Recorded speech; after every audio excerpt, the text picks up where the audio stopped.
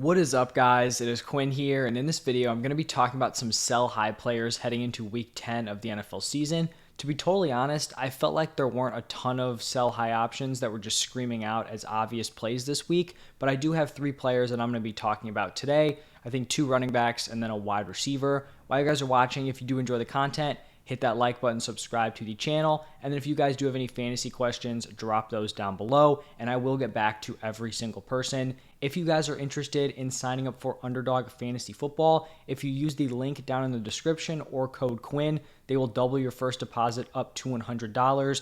As you guys know, I've talked about it in a few videos so far. They have these cool weekly drafts. They also have player pick'ems.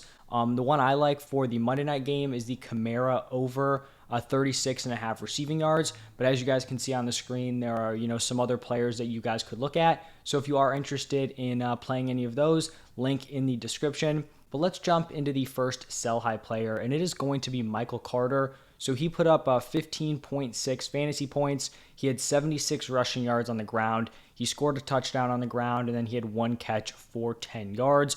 The reason why I'm listing Michael Carter as a sell here is because I originally thought with James Robinson coming in, I still thought Carter would be the number one. I thought James Robinson would eat into some early down opportunities, but Carter would still be playable as like a high-end running back 3. Unfortunately, if you own Michael Carter, that does not seem like that's what's going to be happening moving forward. This was basically a full-on committee between both Michael Carter and James Robinson. We saw Michael Carter take 52% of the snaps. James Robinson was in there at 42%.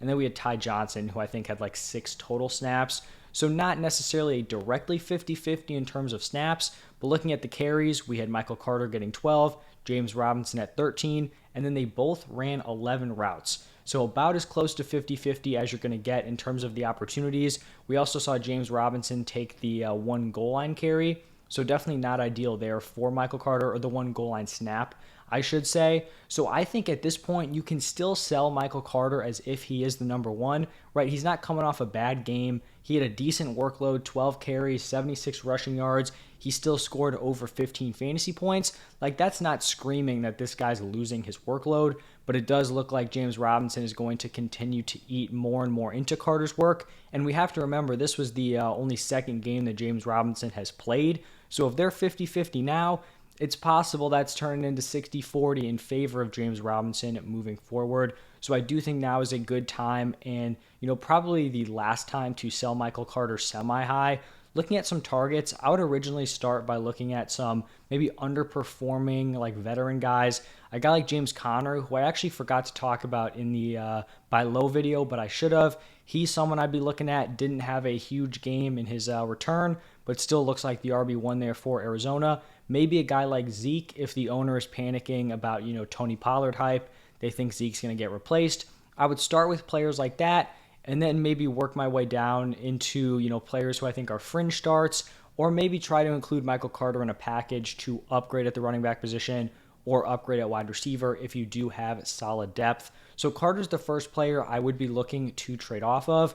And kind of a running back in a similar situation, we have Raheem Mostert. So he's actually not coming off of a big game. I don't even think he got to double-digit fantasy points, but he got into the end zone, and it saved him from just having a miserable day overall. And Mostert was someone that I was actually very into, I think, just looking back at last week.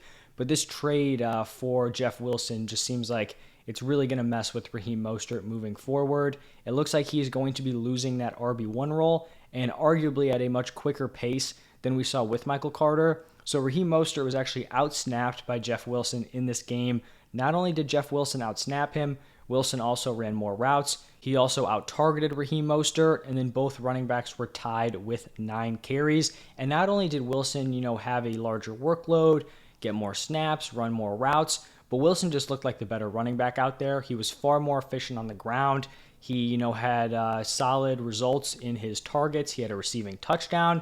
So just not great here for Raheem Mostert. He goes from someone who probably could have been looked at as a mid-tier running back 2 to now not even, looking like the running back 1 on his own roster.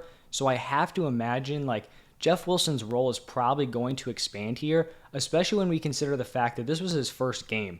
He hasn't even been here an entire week, and he came in and already is out snapping Raheem Mostert. So I think Jeff Wilson is going to be a pretty decent start moving forward. It looks like he's going to come in and take over that Raheem Mostert role. I guess it's clear that they, didn't really trust Raheem Mostert moving forward. It was just the fact that Chase Edmonds had been so bad. So, at this point, I think for Mostert, you have to be taking any startable option you can get. Maybe someone doesn't think he's lost out on that role. I guess the opportunities were semi-similar, but this definitely seems like a pretty, dire situation here for Raheem Mostert, and I would be trying to get whatever I can for him right now because it seems like he's going to turn into probably like a handcuff at best moving forward. I don't see how you start him as the running back 2 in that offense. And then the third and final player I'm going to be selling high on is Joshua Palmer. So he's coming off of a very impressive game. I think I was pretty in the middle on what I was expecting out of Palmer. I was looking at like fringe top 24 numbers. He comes out, commands 10 targets, turns that into 8 receptions for 106 yards. And I think Palmer is a great player to try to sell to a team who needs to win now. A team sitting at 500, a few games under 500, they're panicking. They want a wide receiver who can step in and make an immediate impact. I think Josh Palmer is the guy that you're going to have to, pitch to that guy. I think when we're looking at this Chargers wide receiver room, when we have both Keenan Allen and Mike Williams out, I think Joshua Palmer is a very strong start. Someone you definitely trust in your lineup. And at this point, it looks like Mike Williams is going to be missing a few more weeks. Keenan Allen, the way he was ruled out, not even really close to this game, I'm imagining he's going to miss another game or two. If not, this thing might just continue to linger for a very long time. So with Keenan, I'm not expecting an immediate return. So with both of those guys out, I think Palmer's a very strong week-to-week play. Then I think when one of these guys is healthy, whether it's Keenan Allen or Mike Williams, I think Palmer is more of like a fringe option. You don't love him in your lineup, but you definitely think he's capable of slotting in as like a wide receiver 3 or a flex. And then when both of these guys are back, or if they ever do get back, I just think Joshua Palmer is not going to be, startable for fantasy. I feel like most people will agree with kind of how I laid that out. So I do think, Palmer's in a spot where he's a win now asset because his value is just going to go down once Keenan and Mike Williams start to get healthy. So if you're sitting here right now with Josh Palmer on your roster and you have like a 500 record, slightly below 500, whatever it is, I wouldn't, be trying to sell Josh Palmer unless I'm getting a solid return.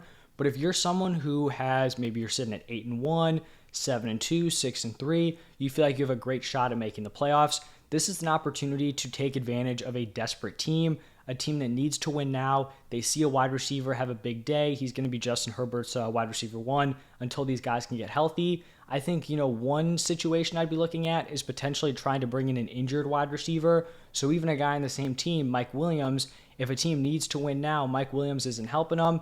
Look for a guy like Mike Williams, maybe a Marquise Brown who's in a similar situation.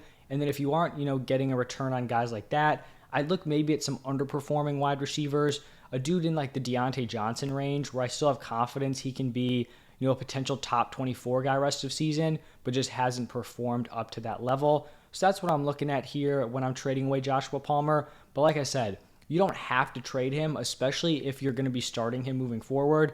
But also if you're like on a stacked roster, maybe he's not locked into your lineup. If you're not starting him, you need to trade him because he's just going to lose value sitting on your bench. So those are going to be my 3 sell high options. Like I said, not a super stacked video here. Michael Carter, Raheem Mostert, and then Josh Palmer. I'm never going to come on here and, try to throw out a bunch of names to, have the video be a certain length. I'm just going to talk about the players that I do think are solid sell highs. So this week it was 3 players. If you guys did enjoy the video, hit that like button, subscribe to the channel. If you want to sign up for Underdog, play some of the weekly drafts, the pick'ems, link is in the description.